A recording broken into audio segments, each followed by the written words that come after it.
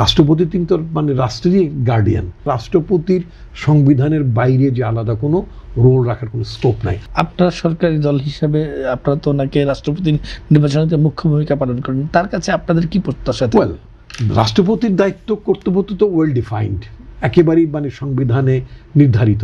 এর বাইরে তো আপনি এক্সট্রা কনস্টিটিউশনালি আপনি রাষ্ট্রপতির কাছে কিছু চাইতে পারেন না।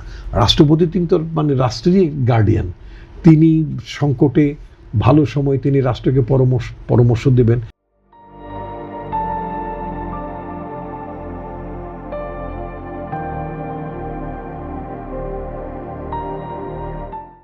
আমি মনে করি দেশে একটা গণতান্ত্রিক পরিবেশ তৈরি হওয়ার কারণে একটা গণতান্ত্রিকভাবে নির্বাচিত সরকার আছে, রাষ্ট্র গণতান্ত্রিকভাবে মানে বিহেভ করছে, অ্যাক্ট করছে।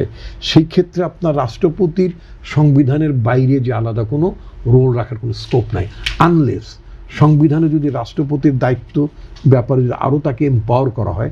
আমাদের পার্টির ইন্টারনালি আমাদের একটা আলোচনা আছে বা একটা প্রমিজও আছে যে আমরা প্রধানমন্ত্রী এবং রাষ্ট্রপতির দায়িত্ব এবং কর্তব্যের মধ্যে আমরা একটা ভারসাম্য আনার কথা আমরা বলেছি। আমাদের 31 দফার মধ্যে এই আলোচনাগুলো আছে।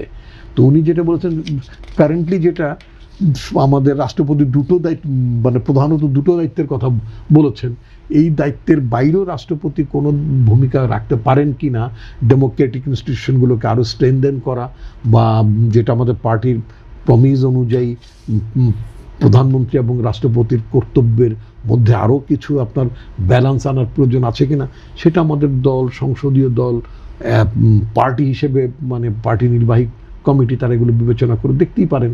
তবে কারেন্টলি যিনি আগামীকালকে শপথ গ্রহণ করবেন এই রাষ্ট্রপতির কাছে আমরা সংবিধান অনুযায়ী তার প্রতি যে দায়িত্ব কর্তব্য ন্যস্ত হবে আমরা সেটাই তার কাছে প্রত্যাশা করব।